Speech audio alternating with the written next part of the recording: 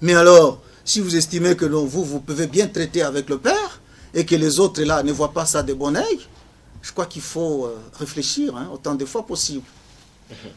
Mais ça fait quand même un temps, M. Koufi, M. Adelard Koufi, donc jusqu'à présent, vous n'avez pas encore choisi une autre famille politique. Pas du tout, je suis là seul. J'évolue en solo, pour utiliser les jargons des artistes. Et ça me fait du bien. Et c'est difficile. Pas du tout. C'est difficile, il faut appartenir à une famille politique pour... Ça va venir, ça va venir, les choses. Ça va venir, je suis sûr. Soyez tranquille, dès que ça sera fait, je crois qu'on fera appel à vous. Vous serez parmi les premières personnes, étant donné le rôle que vous jouez, à être tenu informé. De toute façon, ça va venir, mais on évolue d'abord de cette façon-là. Et je pense que je suis fier de ça. Pourquoi? Puisque évoluer des fois librement, sans contrainte, c'est une bonne chose. Je viens de le découvrir. Et dans l'autre côté ou dans l'opinion, on vous annonce déjà du côté de la majorité présidentielle, comme on a l'occasion de vous avoir, vous pouvez quand même on a eu à le dire, même les jours de la démission. Je crois que les journaux de Kinshasa en ont parlé longuement. Beaucoup de maisons de presse en ont parlé, que nous voilà, puisque cette situation a été vite récupérée. C'est ça le rôle de la presse. Moi-même, je n'en revenais pas. C'était totalement médiatisé à Kinshasa, même les chaînes officielles et tout ça, même ailleurs, tout ça, en dehors du pays. Donc, beaucoup de chaînes en ont parlé et on m'a annoncé, comme vous le dites, comme étant quelqu'un qui a mordu à l'hameçon de la majorité présidentielle. Beaucoup de maisons de presse ont fait état de ça. Mais je vous dis sincèrement qu'il n'en est pas question. Il n'en est pas question. Moi, je ne peux pas m'offrir le luxe d'aller jouer à ce combat ici, d'aller mordre à l'hameçon de la majorité présidentielle. Je ne peux pas. Je ne peux pas, je le dis 3 fois de plus, je ne peux pas. Alors, si vous permettez, un opposant indépendant, ça veut dire quoi finalement? Non, un opposant. Je vous dis que je suis dans une phase où je suis en train de me reconstituer.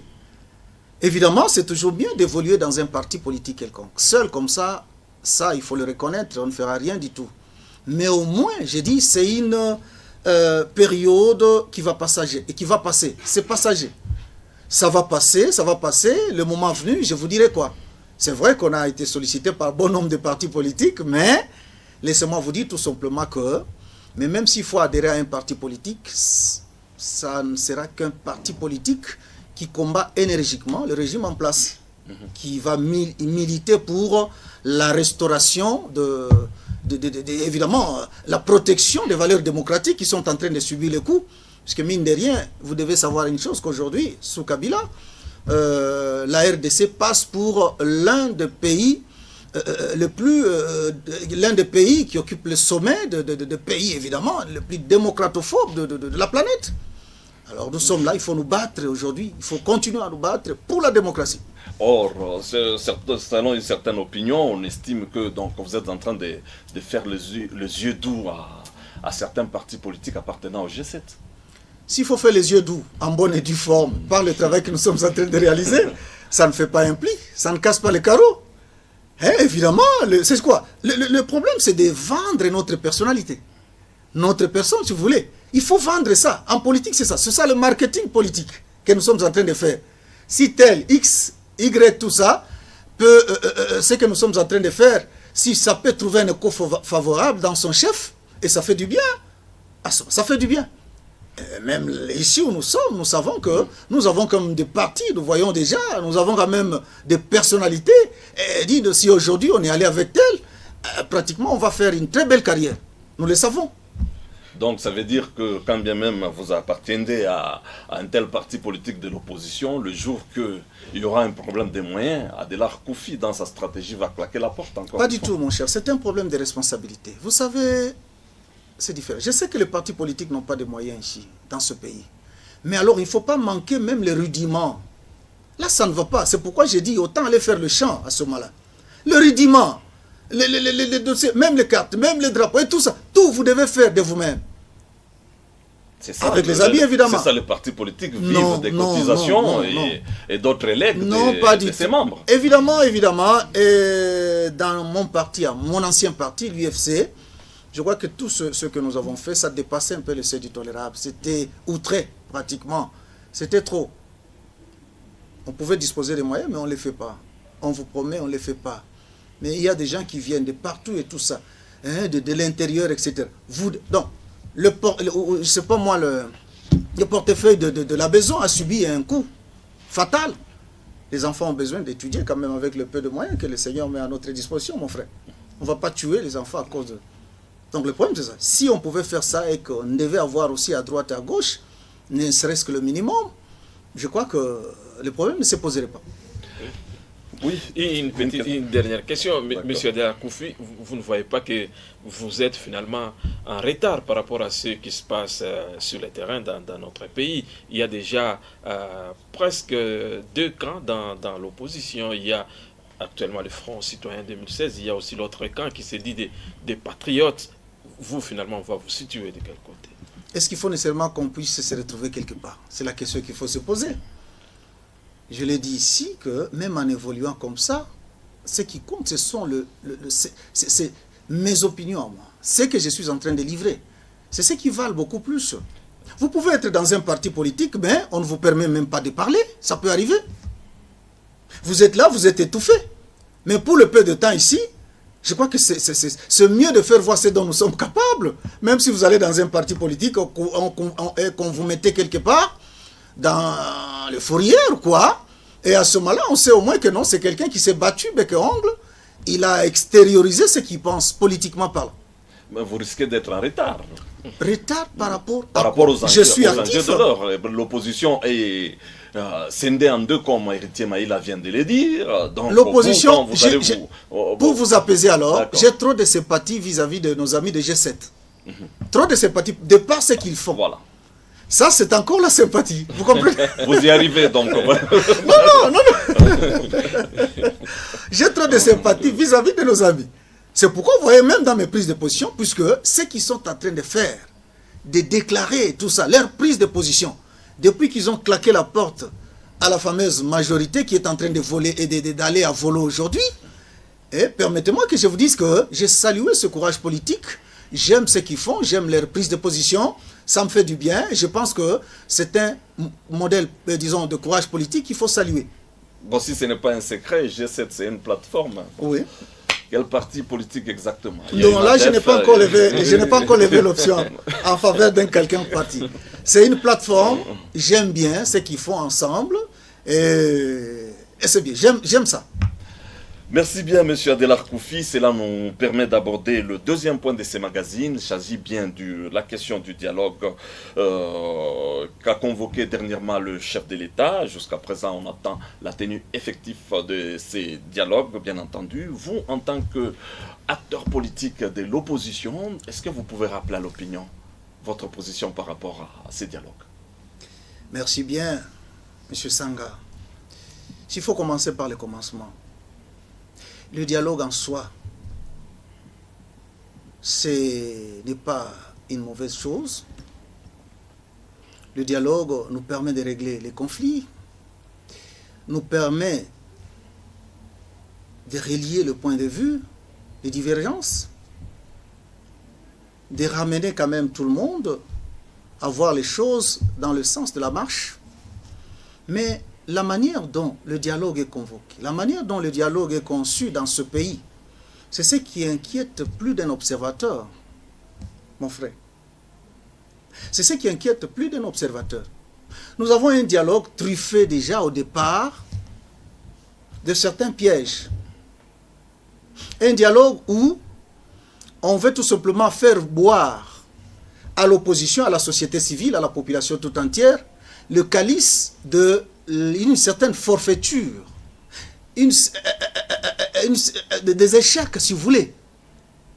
On a eu tout le temps d'organiser, on a eu tout le temps de pouvoir mobiliser des fonds, puisque soit le nœud du problème, c'est quoi?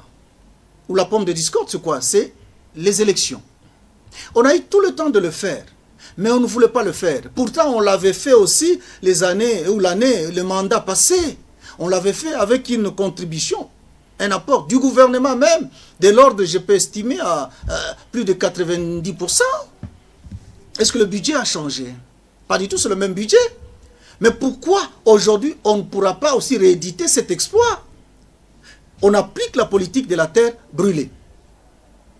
On applique cette politique, pourquoi? Puisqu'on sait qu'on est à la porte des sorties. et qu'on ne veut pas maintenant lâcher du lest. On ne veut pas lâcher le pouvoir. D'où il faut ramener tout le monde. Ramener tout le monde. Le dialogue revêt maintenant la forme d'une démarche quelconque, machiavélique du reste, qui consiste à ramener tout le monde pour essayer maintenant d'indiquer, si vous voulez, un chemin quelconque qui est tout à fait en faveur même du pouvoir. On vous ramène comme des enfants, de petits enfants tirés par le verre du nez, et on vous met ensemble et avec un piège. Le soubassement, c'est quoi? C'est pour que vous puissiez cautionner tous ensemble cette glissade. Vous puissiez crédibiliser cette voie qui du reste est acceptée et disons est réfutée par les gens. Or, jusqu'à preuve du contraire, donc en suivant les acteurs politiques de la majorité présidentielle, et même le chef de l'État a l'évoqué dans son message à la nation, que donc c'est pour permettre qu'on puisse organiser des élections apaisées dans ce pays. Les élections apaisées, on a eu tout le temps de le faire. Parce qu'en 2006... Parlons d'abord moyens. Pour qu'il y ait organisation des élections, ça suppose quand même un moyen, les moyens. C'est le moyen qui font défaut aujourd'hui. Est-ce que vous pensez que le pays manque réellement de moyens? Je vais vous donner un exemple. Le chef de l'État vous dit dans l'un de ses deux derniers discours ici qu'il reconnaît que la mobilisation des recettes est tout à fait faible dans ce pays, ce qui ne peut pas nous permettre d'organiser les élections. Et d'autre part, les partenaires, comme notre budget dépend beaucoup plus de partenaires de l'extérieur, d'autre part, comme si cela ne suffisait pas, il refuse maintenant à ce qu'il ne voulait pas vraiment qu'il y ait apport de l'extérieur, des partenaires extérieurs, avec le risque possible d'impacter maintenant, d'influencer la marche électorale. On veut à la fois une chose et son contraire. Ça signifie qu'on veut vraiment aller au dialogue? Pas du tout. Et comme si cela ne suffisait pas. Il nous dit encore, non, écoutez, il envisage, il préconise quand même, ou il lève une option au profit ou en faveur des élections d'une démarche moins coûteuse. Ça signifie quoi? Automatiquement, il touche à l'article 220 ici. Une démarche moins coûteuse, ça signifie quoi? Ça signifie qu'on veut changer tout ce plan de la Constitution, on veut changer le mode de scrutin. Oh. Ça, c'est ce que nous appelons un coup d'État constitutionnel de la part du président de la République. Or, quand il dit, il continuait la logique quand même, il a dit que donc, il faudra que nous puissions organiser les élections moins coûteuses, conformément à l'article 47 de la loi électorale. Là, on peut organiser un mode de scrutin, soit de bulletin sur papier ou soit électronique. Monsieur Tout ça, vous acteurs politiques, vous devez en discuter au cours de ce dialogue. Monsieur Sanga, prenons un peu du recul. Ça fait bientôt, là, il est fait mandat, le chef de l'État. Exact. Mais pendant les 4 ans ici, il y avait un montant, à tout moment, là, il y avait un montant qui était placé sur le compte de l'organisation des élections. Et ici, je voulais vous dire tout simplement que l'organisation des élections, c'est une question quasiment cyclique dans des pays qui se respectent. Même la petite Zambie ici, passez-moi le terme. Nos voisins, c'est une question quasiment cyclique. C'est-à-dire, à partir du moment où vous prêtez serment, les secondes qui viennent, vous commencez déjà à songer à préparer maintenant le départ. À préparer je ne sais pas moi, puisque l'idéal c'est quoi? C'est que nous sommes en train de chercher, c'est l'alternance au sommet de l'État. Et l'alternance se prépare à partir du moment où vous terminez, vous prêtez votre serment, et dès que vous descendez de la tribune, vous rentrez chez vous, les préparatifs de cette alternance commencent. Pourquoi on ne l'a pas fait? Aujourd'hui, nous sommes maillot blanc, nous sommes champions en mal-gouvernance, couplés je ne sais pas moi, mal-gouvernance, couplés d'impunité dans ce pays.